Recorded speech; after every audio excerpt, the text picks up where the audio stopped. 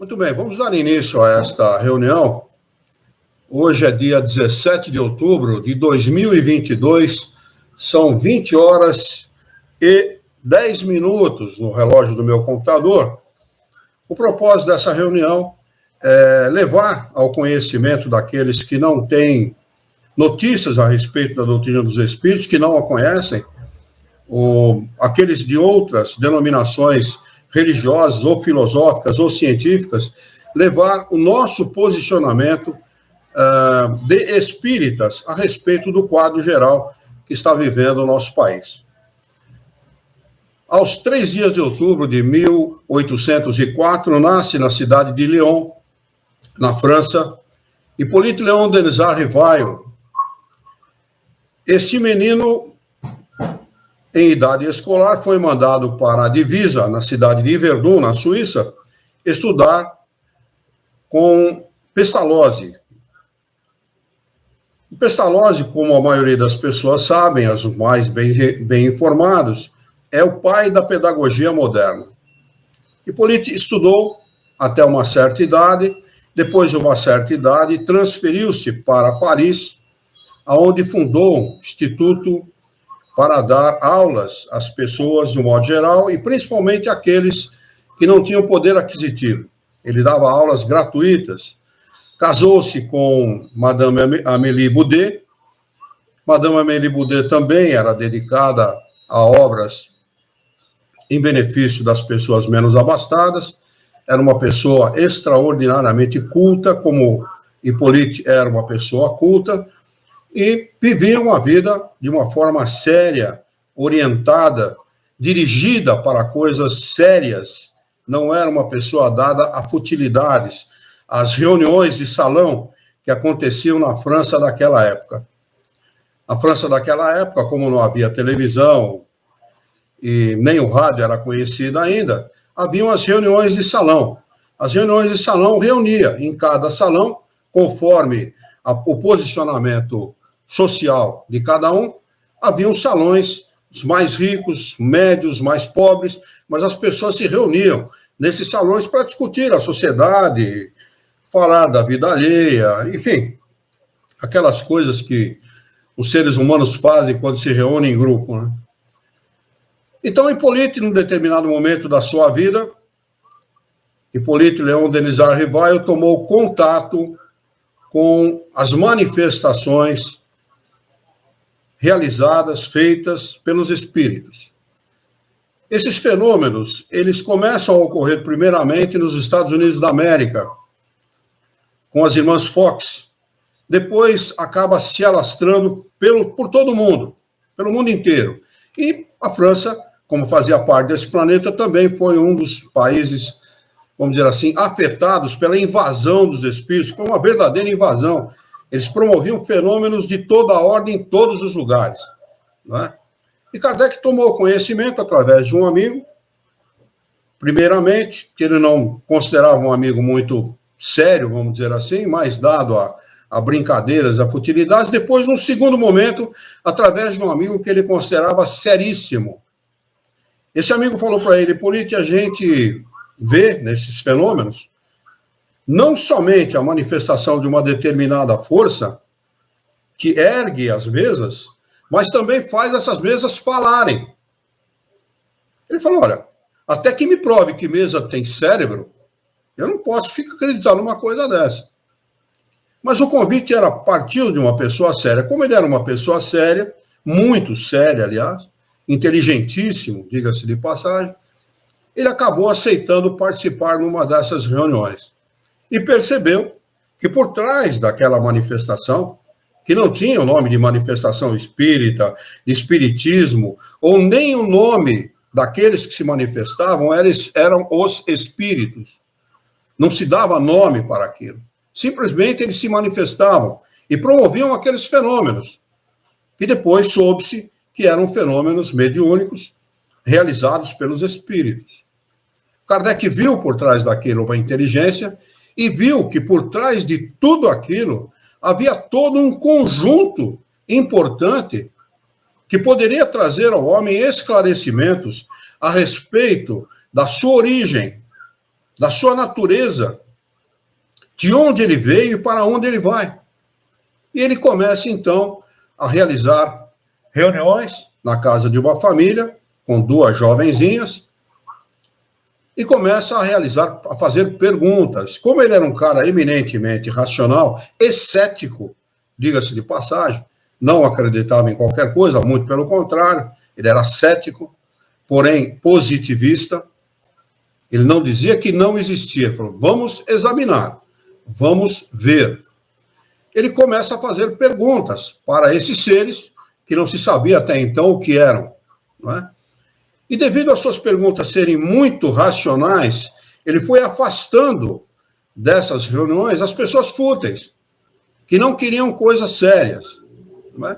E ficou ele mais um número muito reduzido de pessoas, e começaram a, através das perguntas e respostas, fazer perguntas para esses espíritos, obtendo as devidas respostas, e ele começou a anotar essas respostas, porque ele percebeu ali muito boas instruções para si, para ele. Ele não tinha intenção nenhuma de lançar livro nenhum para quem quer que seja. Não é? Quando chegou nas 501 questões, ele falou, peraí, isso aqui não serve só para mim. Isso aqui é de instrução geral. Isso aqui pode servir para a humanidade. São esclarecimentos muito importantes que pode servir de instrução para a humanidade. Ele lança, então, ele traz a lume, a 18 de abril de 1857, a primeira edição de O Livro dos Espíritos. Kardec, durante esse estudo, eu chamei ele de Kardec agora, propositalmente, Hippolyte Léon Denis Rivail, adota o nome de Allan Kardec, porque um de seus espíritos guias revela para ele que ele havia sido um sacerdote druida numa outra encarnação e tinha o nome de Allan Kardec nesta encarnação. Por que ele adota esse nome? Porque se ele lança o livro como Hippolyte Léon Denis Rivail, que gozava de imenso reconhecimento, não só das pessoas daquela época, como de seus pares estudiosos da ciência, bem como do governo francês, o livro ia se alastrar, se espalhar com a maior facilidade, porém, teria a duração da vida dele. Ele revela isso. Ia durar... O pessoal dele, né? Com? O mérito pessoal dele, né? O mérito pessoal dele. Isso ia ter uma duração pequena. Como ele entendeu que a obra não era dele, por isso que ele chama o livro de O Livro dos Espíritos, não é? Ele lança com o pseudônimo de Allan Kardec, num respeito profundo àqueles que ditaram a obra, sobretudo porque ele escreve isso na Revista Espírita, quem dita essa obra é Jesus de Nazaré, cumprindo o Paráclito, cumprindo a profecia do Consolador prometido. Ele fala isso quando aqui esteve encarnado. Eu estou contando isso porque, para que todos saibam, todos que verem e ouvirem este vídeo, saibam que o Espiritismo é eminentemente cristão. Ele assenta suas bases no cristianismo. Ele parte de Jesus, por ordem do próprio Jesus, e traz para o homem as mesmas informações do Evangelho de Jesus, porém ampliadas e claras. De forma ampliada, a não deixar a menor dúvida para o homem de que a sua origem é espiritual e não material. O homem é um ser imortal.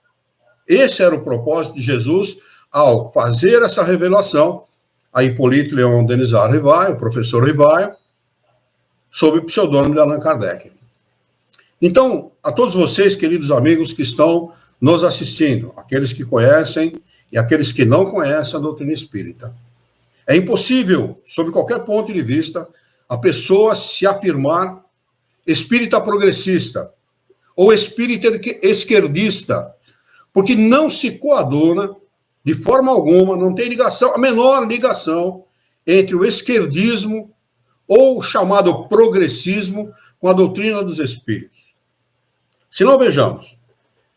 Na questão de número 811 do Livro dos Espíritos, quem tiver o Livro dos Espíritos aí na mão, se quiser abrir e acompanhar.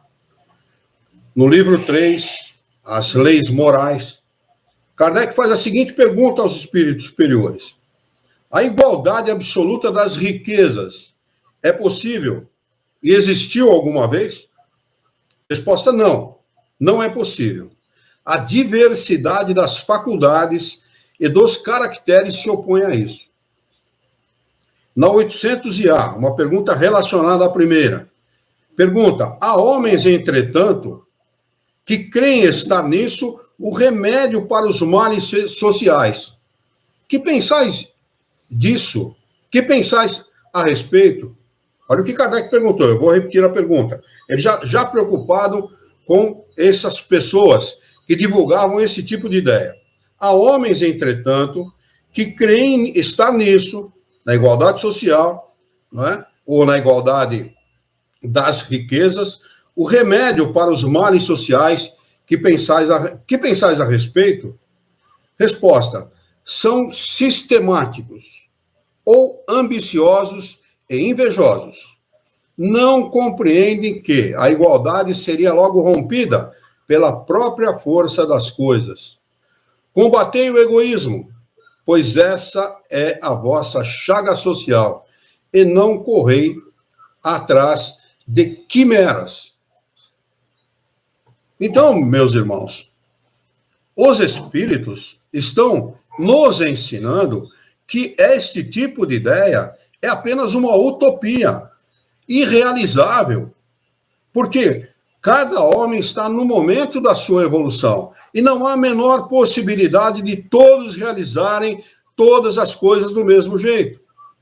Se as riquezas fossem distribuídas, isso está provado cientificamente, igualitariamente por todos os homens, todos voltariam à miséria e aqueles que antigamente eram ricos seriam ricos novamente. Por quê? É uma questão de empreendedorismo. É uma questão de empenho no trabalho, empenho e dedicação àquilo que a pessoa faz, que a maioria não tem. Por que nós estamos em 4 aqui nessa live, fazendo este vídeo a respeito desse assunto? Porque a maioria não quer se expor. O bem é tímido. Essa é a verdade. E o mal é ousado. Isto é ensinamento dos espíritos superiores. O mal é ousado e o bem é tímido. Por que nós temos que ser tímidos e não emitir a nossa opinião? Não em nome da doutrina espírita, mas em nosso próprio nome, como espíritas cristãos que nós somos. É uma redundância nós falarmos em espírita cristão, porque quando se fala espírita, nós estamos falando do livro lançado por Kardec a 18 de abril de 1857. Então não existe espiritismo de esquerda, não existe espiritismo de mesa branca, centro espírita kardecista. Isso é tudo fruto da ignorância das pessoas a respeito do conhecimento da doutrina espírita. Embora haja, no meio desses, que dizem espíritas esquerdistas, pessoas que têm conhecimento. Eu não vou citar o nome da pessoa aqui, mas eu sei, porque a conheço pessoalmente, que é um poço de vaidade. Eu vi uma entrevista dessa pessoa na internet, e do tempo da entrevista, vamos supor, se fosse 30 minutos de entrevista, ela 20 minutos desse tempo, ela falou sobre a própria pessoa. Eu sou isso, sou aquilo, eu fiz isso, fiz aquilo. Então, um poço de vaidade. Essas pessoas é que tratam a doutrina espírita dessa maneira, sem responsabilidade. Então, como é que nós podemos defender um regime que aprova o aborto, que é pelas drogas, pela liberação das drogas, é pela ditadura, privação da propriedade, ausência de liberdade de religião, aumento de impostos, inchar a máquina pública, defender bandidos, incriminar a polícia, incentivar a violência e o controle dos meios de comunicação. Como é possível nós defendermos um regime, sendo cristãos, defender um regime que defende esse tipo de ideia?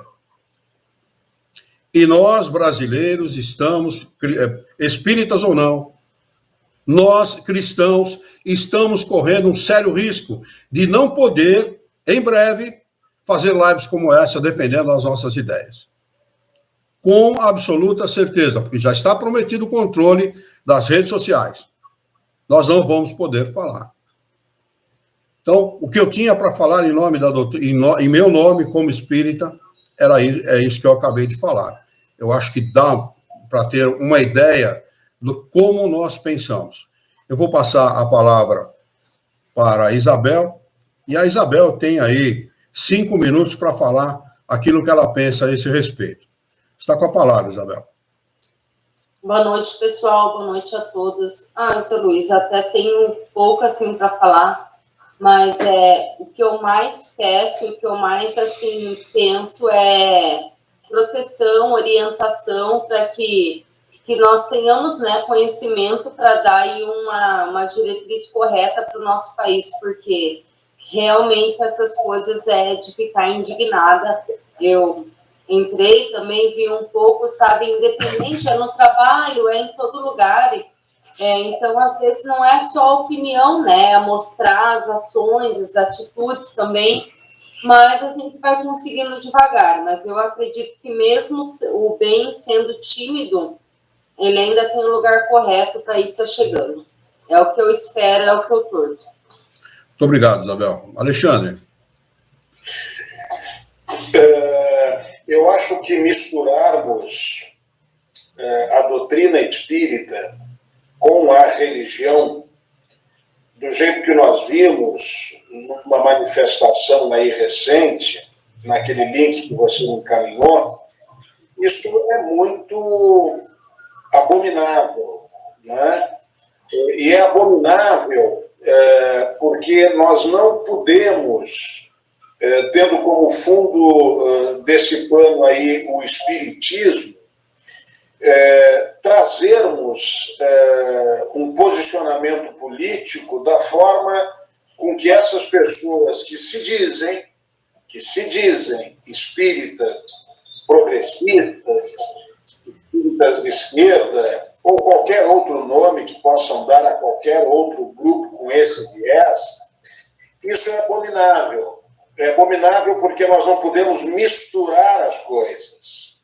Eu acho que eu estava comentando, inclusive, anteriormente com a Isabel, nós temos, e até falei com você também, nós temos o livre-arbítrio. Nós podemos falar de política, ter posicionamento político dentro do campo político. O que nós não podemos fazer, o que não devemos fazer, e daí se torna abominável, se torna, inclusive, um discurso de ódio, um proselitismo, se manifesta de uma forma muito indevida este posicionamento político, tendo como fundo, como esse pano de fundo, a doutrina espírita. Isso é lamentável. As pessoas não podem usar desse subterfúgio para tentarem argumentar, convencer, justificar para os outros e ofender, né? E não somente isso, e ofender, o que é muito deprimente.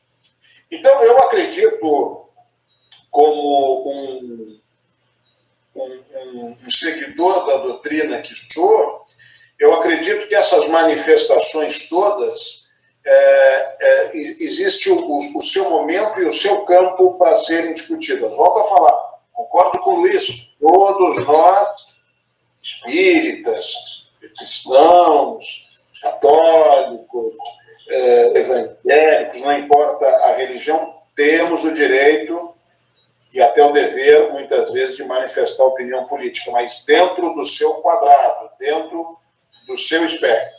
Não utilizarmos a doutrina como uma bandeira, né, para apoiar, né, e para usar isso como o seu posicionamento. É isso mesmo. Obrigado, Alexandre. Dona Maria Aparecida? Espera um pouquinho. Seu Luiz, olha, eu fiquei chocada quando eu vi esse vídeo Foi a Yara quem mandou para mim, porque eu não fuço muito a internet, eu não sou muito, não entendo muito, mas eu fiquei muito chocada. Falei, Yara do céu, e agora? Como que pode uma pessoa levantar, como disse o Alexandre, essa bandeira em nome da doutrina, em nome de Allan Kardec, falar que é kardecista? Gente, foge de tudo daquilo que a gente já aprendeu até agora. Não tem lógica. Aí eu perguntei para a Yara, o que o senhor Luiz acha de tudo isso? Porque eu, sinceridade, tudo que eu sei, tudo que eu entendo até agora, eu aprendi com o senhor Luiz, né? Então, ele praticamente, o que ele falar, eu assino embaixo. Então, eu tenho minha opinião também, não é tudo que eu concordo com o seu Luiz, mas a gente obedece muito. Eu falei assim, não é possível falar em nome de Kardec, essas atrocidades, compactuar com coisas que nem passam na cabeça da gente. Impossível, né? Aí foi quando ele me convidou, então, estou aqui. Eu não dá, eu não consegui nem assistir todos os vídeos, não consegui. Então, foge de tudo que a gente já aprendeu até agora, tudo que a gente entende e sabe da doutrina. Infelizmente, tem o lado ausência do bem, né? Então, tá aí. E o que nós temos que fazer? Orar muito e pedir para que nada seja, sei lá, né? Tem que acabar com isso, não pode. Eu fiquei meio revoltada na hora, viu? Mas é isso aí que eu acho. E vamos orar bastante, que é o que a gente está precisando. Muita proteção dos nossos anjos da guarda, nossos protetores, a gente está precisando muito. E, infelizmente, a gente tem que pedir socorro, e pedir a eles, porque não tem como. Não tem como. Seu Celso? A gente, pelo pouco conhecimento que a gente tem e consegue estudar, a gente não pode ficar... Não pode aceitar uma coisa dessa, né? Não tem como. Isso aí é ver pouco você vê lá para trás, né? O pouquinho que eu tenho de visão até hoje, voltar todo esse tempo para trás, eu acho que não dá. Não é nada que eu estou hoje. Então, eu tenho mais do que orar, no Evangelho sempre na mão, e pedir para que, né, sejamos bem orientados, né? E vamos ver, né, até onde vai, né? Porque está difícil. A gente não sabe mais, nem sabe como a gente sai de casa, não sabe se volta, né? Eu que ando pelas estradas aí, eu vejo o dia a dia cada vez pior. Tem hora que eu chego em casa e falo, eu não tenho mais vontade. Vou parar por aqui, mas infelizmente eu não tenho aqui. Eu tenho uma família para cuidar e eu sou obrigado a botar meu pão lá fora. É o que eu sei fazer. Mas está difícil, cada vez pior. Difícil e perigoso. Tem mais é piorar mesmo e estar com o Evangelho embaixo do braço e pedir proteção. É o que eu acho. Pois não, Alexandre, você pediu a palavra? Eu só queria complementar o meu raciocínio também, em cima não só do que a Maria e o Celso falaram, que a própria Isabel também falou, e que você comentou anteriormente, pelo meu pouco tempo, né, de doutrina espírita, eu já pude aprender algumas coisas. Eu já falei, troquei muita ideia sobre isso com o próprio Luiz. É lamentável o que acontece hoje com o movimento espírita no Brasil. É muito triste o que acontece, porque nós sabemos que o espiritismo, né, é sinônimo de Kardec. Fugindo disso, saindo disso, pode ser qualquer outra coisa. Espiritualismo, outras crenças, só não falem que isso é espiritismo.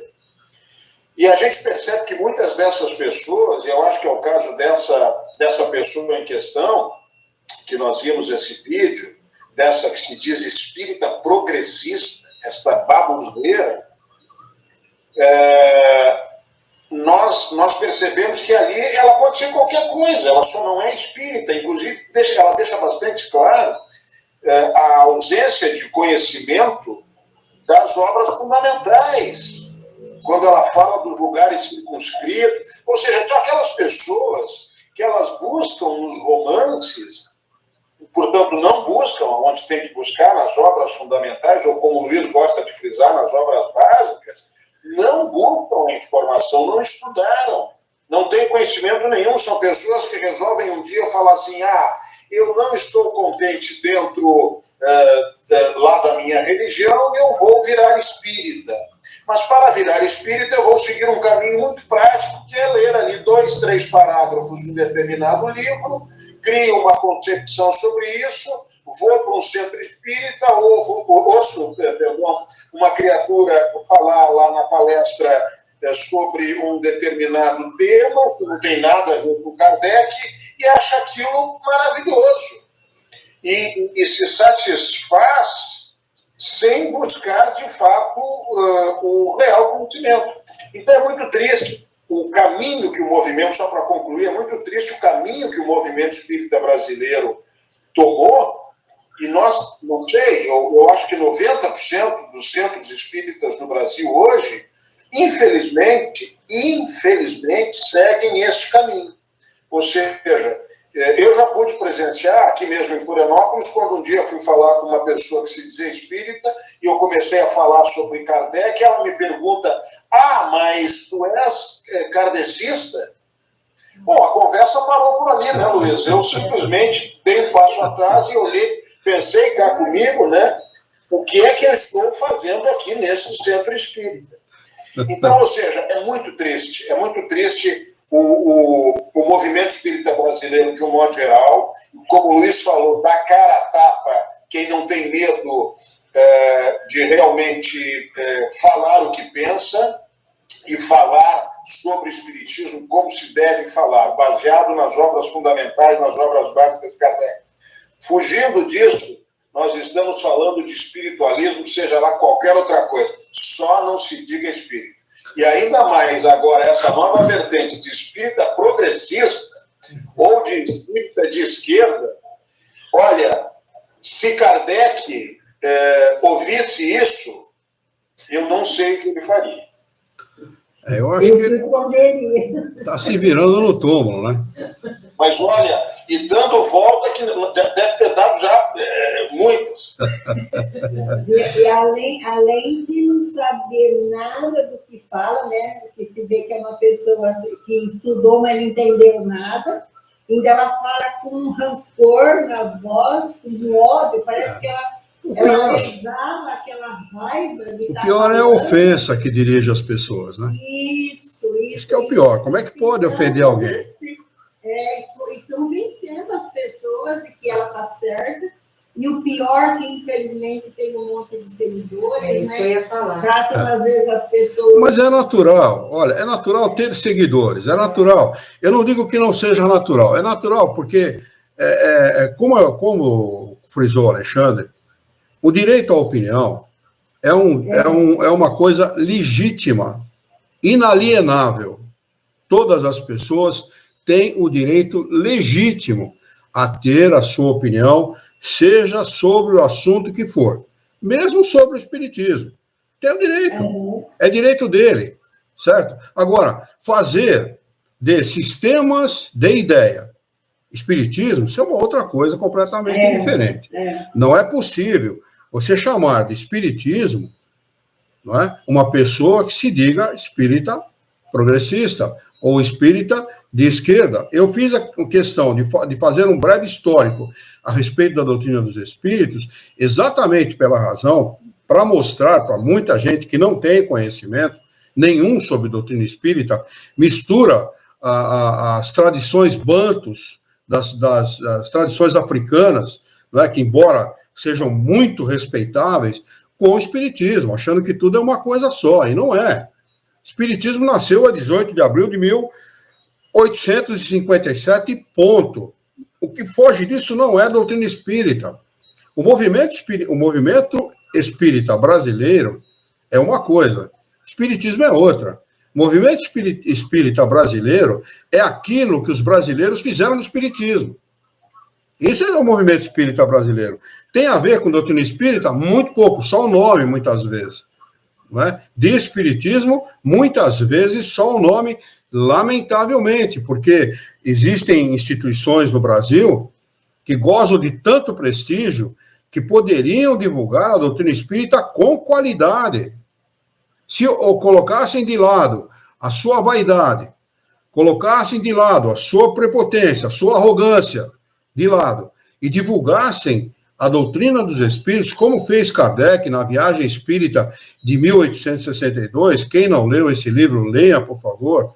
Vocês vão saber o que é um divulgador da doutrina espírita. Se eles fizessem isso, se ativessem a divulgar a doutrina dos espíritos, o espiritismo estaria muito adiantado no Brasil e no mundo. Porque não está adiantado no Brasil, o conhecimento sobre a doutrina espírita é parco, é muito pequeno, né? Tanto que aqueles que estudam verdadeiramente a doutrina dos espíritos são rechaçados, tem muito pouco ouvinte. Nós temos aí uma pessoa que tem um profundo conhecimento de doutrina espírita, profundo, esteve aqui em Jaú muitas vezes, é o Sr. Milton Felipelli, e ele é rechaçado no meio espírita, ele é rechaçado, ele não goza de prestígio praticamente nenhum, a não ser aquela meia dúzia de pessoas que realmente são espíritos, que estudam a doutrina espírita, que sabem o valor desse homem. Fora disso, São Milton Felipelli, muito sábio. Eles têm um conhecimento muito grande, mas olha, eu digo uma coisa para vocês, Isabel, é possível adquirir o conhecimento que ele tem e muito mais. Basta estudar. É o que as pessoas não gostam, é de estudar, dedicar-se ao estudo. E o Sr. Milton Felipelli é uma pessoa dedicada ao estudo da doutrina dos espíritos. Não é? Ele estuda mais de 60 anos, né? Eu acho que ele começou lá em 50. Eu ouço muito o Sr. Milton, acho que foi por 57, 50. Sabe de 1957? Só um comentário. Eu ouvi uma frase, uma ocasião, que eu achei há pouco tempo, inclusive, muito interessante. Uma frase curta, mas muito significativa. Disseram que com o desencarne, logo depois, né, para nós vermos como são as coisas, fizeram uma seguinte afirmação, que logo depois que Kardec desencarnasse, e de fato aconteceu, logo depois que Kardec desencarnasse, matariam o espiritismo. E, na verdade, é fato. Olha o que o espiritismo lutou e luta. Não estou falando só do Brasil. No Brasil, nós temos ainda um cenário mais difícil em função de tudo que nós sabemos da base católica da FEB, né? Da Federação Espírita Brasileira, que sabemos muito bem, o que vivemos hoje é consequência do posicionamento católico da Federação Espírita Brasileira, do posicionamento religioso, antiverso católico muito forte. E isso aconteceu também, o Luiz me corrige se eu estiver enganado, com o espiritismo, né, no mundo inteiro. Talvez, não só no Brasil, mas no mundo inteiro também, na própria França, né? A própria França hoje ela tem uma dificuldade muito grande, teve uma dificuldade e tem até hoje de desenvolvimento espírita, né? Em função de toda essa negatividade, essa negação que as pessoas têm sobre as obras fundamentais. Na Europa, a maioria dos franceses nem conhece. Na Europa. Tem uma filhada que foi passear tá lá e ela fala. E ela é espírita e ela fala. Tia, quem conhece aqui Kardec, ela fala. Na realidade, na França e na Europa, de uma forma geral, o espiritismo sofreu uma perda muito grande com a Primeira e a Segunda Guerra Mundial. Isso destruiu todas as possibilidades de propagação da doutrina dos espíritos. Inclusive, o museu espírita que havia na França, em Paris, por época do desencarne de Kardec, montou-se um museu, com aquela correntinha que aparece nas fotos dele, com o relógio, com a caneta que ele usava, uma série de coisas, trajes dele e tal. Isso foi tudo destruído, queimaram, fizeram questão de queimar e destruir. Então, a Europa está na situação que está hoje, abraça totalmente essa ideologia nefasta, que a gente, não quero citar o nome aqui, porque não interessa, mas abraça essa ideologia e está na situação que está. Felizmente, a Itália conseguiu eleger uma pessoa que parece que vai corrigir um pouco a Itália, mas o restante da Europa realmente está vivenciando por dois motivos. Primeiro, porque abandonaram completamente a crença no Criador. Isso, a maioria se diz ateu e abandonou completamente a crença no Criador. E segundo, porque eles eram imperialistas, todos eles, Itália, França, Alemanha, Inglaterra principalmente, Espanha, todos foram imperialistas, estão pagando hoje o custo da dominação que fizeram nos países e do subjugamento que fizeram nos países em que dominaram. Então, essa subjugação às pessoas, ela um dia tem um preço, tem um custo. E é o que está acontecendo hoje na Europa de uma forma geral. Mas eu acho que se ninguém tiver mais nada a falar, eu vou encerrar, agradecendo a todos vocês pela participação e dizendo mais uma vez que nós estamos aqui para defender as nossas ideias. Com certeza. Como espírita, dizendo que não é possível, inimaginável, o conceito de espírita de esquerda, espiritismo de esquerda, ou espiritismo progressista, ou qualquer coisa assim. Nós refugamos completamente essa ideia, totalmente. Estou falando em nome dos companheiros aqui, porque essa é a ideia de todos, né? Nós abominamos essa ideia. Essa ideia para nós não existe, e dentro do espiritismo, essa ideia não tem como ser aceita, tá bem? Pode ter opinião. Como é que é? Não compactuamos. Não compactuamos com essa ideia, isso mesmo. Tá bem? Então, apenas uma frase para encerrar aqui. Nós não somos espíritas de direita. Nós somos espíritas. Nós somos espíritas. Não existe espírita de direita também. Existe o espírita pelo bem, pela lei, pela ordem, pela organização. E, sobretudo, o espírita tem que ser um livre pensador. Um livre pensador. Kardec colocou isso da seguinte forma: o livre pensar é aquele que organiza, orienta suas ideias e é dono de uma fé raciocinada. Esse é o livre pensador para Hipólito Leão, Denisar Rivaio, Allan Kardec. Com esta frase eu quero encerrar. Agradeço a todos, muito obrigado. E depois do encerramento nós podemos continuar batendo papo.